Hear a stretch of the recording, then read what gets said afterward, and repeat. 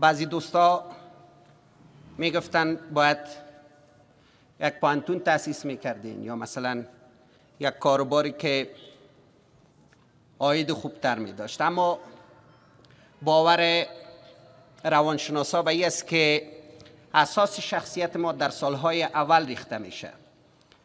تقریبا 50% شخصیت در 5 سال اول شکل میگیره و 99% شخصیت تا 18 سالگی شکل میگیره.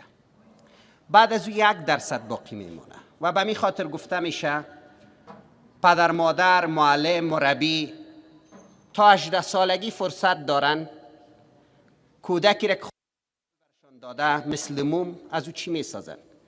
بعد از 18 سالگی اگر خود انسان تغییر نکنه هیچ کسی رو تغییر داده نمیتونه که حتی آیت قرآن کریم هم در زمین است. بنابر همین ملحوظ ما خواستیم از مکتب شروع کنیم و من چون خودم 20 چند سال میشه در کار تدریس هستم به نوع اعتیاد و عادتم برای ما تبدیل شده. شعار ما هم که شما میبینین پرورش، تعلیم و تربیت است. پرورش دوستای نازنینم به معنای مراقبت از موجود در حال رشد است. ما در این رشد اولاد شما چی کار میکنیم؟ اول در قسمت معاینات صحیحشان همیشه مراقب میباشیم. دومین کاری که ما برشان کرده میتونیم ورزش است. در مکتب ما از درس کرده ساعت ورزش اهمیت خود داشت. بخیر میدان والیبال، فوتسال، باسکتبال و ورزش های گروهی آماده میسازیم به خاطری که هم سبب قدرت بدنیشان میشه، هم امروزه تحقیقات نشان میده چیزی که میتونه مغز رشد بده او ورزش گروهی است. شما میفهمین بدن ما از 4 نوع نسج ساخته شده: انساج بشروی، انساج منظم، انساج عضلی و انساج عصبی. 2 نسج ما کل عمر رشد میکنه، نسج بشروی و منظم. مثلا دست ما نسج بشروی سر وقت زخم شود دوباره جور میشه، اما نسج عضلی و عصبی یک دفعه که ساخته شد دیگه جور نمیشه. به همین خاطر شما شنیدین یک کسی که عصبش قطع میشه فلج میشه هیچ وقت جور نمیشه، هرچند روشایی که امروز برای مایکرو سرجری ایجاد شده. باور به این بود که مغز انسان دیگر رشد نمیکنه، اما امروزه تحقیقات نشان میده که ورزش های گروهی سبب میشه نیرون ها هم شکل بگیره، هم تغییر شکل بده که به نام نیروپلاستیسیتی یاد میشه. در قسمت تغذیهشان برای شما مشوره خوب خواهد دادیم که چطور تغذیه کنین و آرزو دارم در آینده ما امکانات اقتصادی را پیدا کنیم که همینجا بخیر بر علاوه درس نانم برشان بدیم. تعلیم به معنای انتقال علم، هنر و مهارت است. کی وظیفه اصلی مکتب ما خود بود که ما کوشش میکنیم علم بر اولادتان انتقال بدیم، هنر یاد بگیرن و بالاتر از اون مهارت های زندگی را یاد بگیرن. چون متاسفانه خلایی که همیشه در سیستم تعلیمی کشور ما بوده، درس ما با زندگی عملی، درس ما با محیط کار فاصله زیاد داشته. مثلا یک کسی درس میخوانه اما یاد نداره مشکلات خود چطور حل کنه، با همسر خود چطور رابطه داشته باشه، با اولاد خود چطور رابطه داشته باشه. یا مثلا ما از اقتصاد فارغ میشیم از ما که در راهنمای معاملات خوب میفهمه در بازار اقتصادی، از انجینیری فارغ میشیم گلکار وطنی از ما که در خوب نقشه میده. بنابراین سر از این باید فکر شود که ما چطور محیط تعلیمی را در زندگی عملی نزدیک بسازیم و جلوه هایش دیده شود که یک شاگرد یاد بگیره چطور زندگی خود مدیریت کنه، چطور پول حلال پیدا بتونه، چطور خوشبخت زندگی کنه. و 30مین هدف ما اخلاق تربیت است که هدف ما از تربیت کاشتن اصول اخلاقی و آداب اجتماعی در وجود اولاد شماست. شما میفهمین علم به تنهایی خود راه نجات نیست. اگر می بود در قرن 21 که تقریبا علوم به اوج خود رسیده، اما شما میبینین از هر روز دیگه که در بشر بدبختر است. شما هم امروز شاهد چندین جنگ بزرگ در جهان هستین و هر روز بر علاوه کسایی که مستقیما در جنگ دخیل است، طفل، زن، پیر همگی کشته میشه، منابع سوختانده میشه، هوا آلوده میشه. بنان در پهلوی علم باید اخلاق باشه. علم به تنهایی خود مثل کاردی است که به دست یک قاتل است، ولی لباس اخلاق که بر تن کنه کاردی میشه که به دست یک جراح است و جانی را نجات میده. بنان هدف اصلی ایجاد مکتب ما برآورده ساختن همین 3 هدف پرورش، تعلیم و تربیت است. قسمی که شما میفهمین ویکتور فرانکل وقتی از زندان رها میشه بر معلمین جهان نامه نوشته میکنه، میگه ما در زندان دکترایی رو دیدم که با امپولای زهری انسان ها را میکشتن، پرستارایی دیدم که کودکا را خفک میکردن، مهندسینی را دیدم که اتاقهایی را با گازهای مسموم ترتیب کرده بودن که چطور جان انسان ها را بگیره. به می خاطر میگه من با آموزش مشکوک هستم. چیزی که میگه از شما خواهشم است انسان تربیت کنین. متخصص تربیت شدن با چند سال درس میشه. بنان در مکتب ما تلاش بر از است که ما انسان خوب تربیت بتانیم، انسان مهربان تربیت بتانیم که به درد وطن و مردم بخوره. معلوم دار است که ساختن اجتماع و جهان بدون ساختن انسان امکان پذیر نیست. اما تو حافظ بزرگوار میگه آدمی در عالم خاکی نمی آید به دست، عالمی دیگر بباید ساخت و از نو آدمی. ما در مکتب خود کوشش میکنیم که 7 زمینه رشدی که بر یک انسان متعادل نیاز است زمینه را فراهم کنیم. موجود ناقص الخلقه ایجاد نکنیم. شما یک انسانی را تصور کنید که دست پایش کوچک مانه ولی سرش بسیار بزرگ شوه، مغزش هم زیاد باشه، فهمیدان باشه، ولی میبینه ناقص است. ما یک انسانی کار داریم که در 7 زمینه رشد کنه و ما با این فکر مکتب آغاز کردیم، به خاطری که بعضی وقت در مکاتب این نیاز برآورده نمیشه. من یکی از سخنرانی‌هایم دوستا در پشت لوحی مکتب انداختن که من در اونجا صحبت میکنه که بعضا در مکتب‌ها بدآموزی میشه. باز دوستان اشتباه کرده که به خاطر مکتب‌های دیگر بد نگه، ولی که سخنرانی از 2 سال قبل بود و این واقعیتی است که نمیشه چشم پوشی کنیم. نه تنها در کشور ما، در دیگه ممالک هم تو بوده، حتی تا جایی که فیلسوف اتریشی ایوان ایلیچ در سال 1971 کتاب نوشته میکنه که جامعه بدون مکتب و اعتراض میکنه که مکاتب سبب میشه که کودک ما خوب رشد نکنه. با او خاطر تلاش ما است که ما همین مشکل از بین ببریم. هدف ما در این مکتب کیفیت است نه کمیت. هدف ما این نیست که ما چند صد شاگرد داشته باشیم. هدف ما است هر سال اگه بتانیم 5 نفر شاگرد نخبه به جامعه تقدیم کنیم، ما با آرزوی خود رسیدیم. یک جامعه را نخبه هایش میسازه. همونطور که گفتم میشه سیاهی لشکر نیاید بکار. 200 مرد جنگی بی از 100,000، ما اینجا 200 مرد صلحی بی از 100,000 که در شرایط جنگی جنگ درستام کرده بتانه، خودشان صدمه نبینه.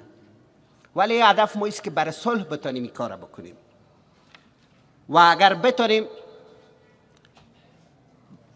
100 نفر نخبه برای کشور پیدا کنیم و رشد بدیم، مطمئن هستم مشکلات کشور ما حل میشه.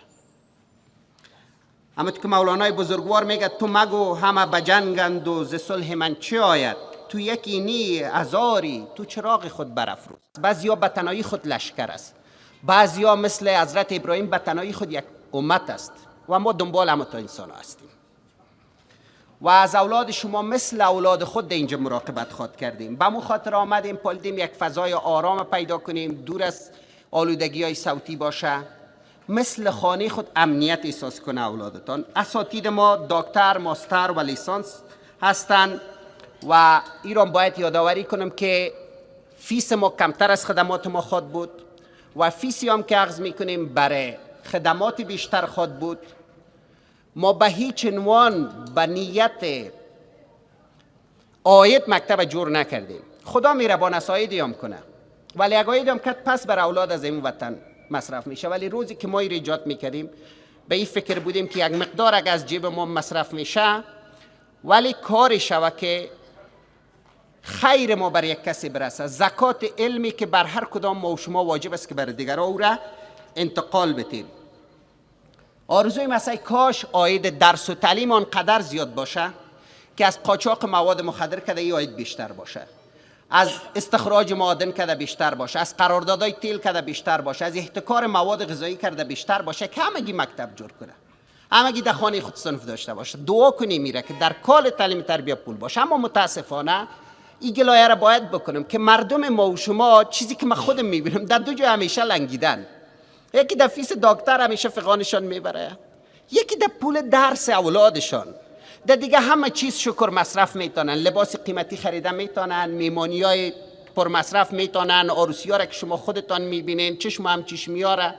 اما وقتی سر درس میرسه او تجارت است و چنین است و چنان است، در حالی که ما فعلا هدفی که داریم ما مثلا در 3 کاتگوری فیس میگیریم: 1000 بر دوره ابتداییه، 1500 بر متوسط، 2000 بر لیسه. خب شما اولادتان روزانه 4 ساعت 5 ساعت یک کسی در مقابل 2000 افغانی درس میده و دیام تو میگو تجارت است. بعدش تجارت مگه گپ بد است؟ این باید تشویق کنیم، نباید بگوییم که او مکاتب خصوصی چطور است و چنان است. ما از هر کسی که مکتب جور کرده تشکری میکنم. خوشبختانه در این روزا میبینیم اهل معارف مکتب جور کرده. میره از تجاری هم که جور کرده من سپاسگزار هستم. ای کاش مراکز تعلیمی زیاد شوه. دشمن اصلی ما و شما دوستای نازنینم هیچ همسایه‌ای نیست، هیچ ابرقدرتی نیست. دشمن اصلی ما و شما جهل است، نادانی است و او با ایجاد مراکز علمی میتونه از بین بره. تلاش ما در این مکتبی است که انگیزه برای مکاتب دیگه باشیم و همکار با مکاتب دیگه باشیم. نظام آموزشی در حال تغییر است، بخوایم نخواهیم تا چند سال دیگه نظام آموزشی کاملا تغییر میکنه، از دیوار مکتب و پانتون خارج میشه. ما و شما کوشش کنیم پیش قدم باشیم بر از این تغییرات. یک چیز دیگه در فیسبوک نشته کرده بودن که خب ایق دنبال شهرت هستین، نام لیسه به نام شخص چرا؟ البته باید بگویم اول در قسمت خودم دوستایی که از نزدیک میشناسن میفهمن، دیگرایی که او که بی بهانه جو کجا بی بهانه میمونه تو در صورتش بهانه خود داره. دوستای نزدیک میفهمن در تمام عمر خود یک روزم به خاطر شهرت کار نکردیم. این که شهرت در اثر خدمت حاصل میشه مثل جمله ویندایر است. ویندایر در کتاب خود نوشته میکنه، میگه یک کار خوب کارهای خوبی دیگه در قبال داره. مثال زنبور عسل میته، میگه زنبور عسل میخواد جور کنه اما 80% گلهای جهان هم القا میشه. این که شما خدمت میکنین یک شهرت نیک و محبوبیت حاصل میشه موضوع جداست، ولی ما به خاطر شهرتی کار نکردیم و نام لیسه را ما انتخاب نکردیم. نام لیسه را ما از 2 تا شریکای خودم سپاسگزاری کنم. مکتب تنها از من نیست، به خاطر که یک تیم ورک شو و علاقمندش بودیم، چون در افغانستان کار تیمی بسیار ضعیف هستیم. با او خاطر 2 نفر دوست ما، یکی ولی اخلاقی و یکی عامر صاحب حبیب شکیب، یک جایی مکتب تاسیس کردیم که در آینده بتانیم بخیر با تمام شما دوستان مکتبای جدا جدا در تمام نقاط افغانستان داشته باشیم. نام عامر صاحب شکیب انتخاب کرد. نهایتا من گفتم خیر تنها لیسه رسابان، گفت نه یک کسی دیگه به همین نام جور میکنه باز مکمل. امیر خودت خوب از جور کنی. و چند وقت پیشش برای من یک کسی از فروشگاه از فاریاب یک کسی عکس روان کرده، استاد من از بس که تو دوست دارم نام فروشگاه خودم ماندی فروشگاه دکتر جمشید رسا. گفتم موزارم در یک مرکز علمی وان در فروشگاه عمر چرا ماندی؟ عجب محبتی کردی. بنا نام عامر شکیب انتخاب کرده، من انتخاب نکردیم که شما فکر کنین به خاطر شهرت من انتخاب کرده باشم. شاگردان اول نمره 50% تخفیف بر ما خواهد داشت و شاگردایی که دست فروشی میکنن، بی بضاعت هستن، یتیم هستن ولی استعداد داشته باشن، رایگان مکتب ما در خدمتشان است. به خاطر که دوستای نازنینه انسانای نخبه کشور اولاد یک فامیل نیست. اما تو افلاطون در آرمان شهر خود میگفت، اونج جنگجویا را میگفت جنگجویا اولاد یک فامیل نیستن، اولاد مشترک از اجتماع هستن که از همگی دفاع میکنن. نخبه های از این کشور، شاگردای لایق از این کشور اولاد همگی ما و شماست.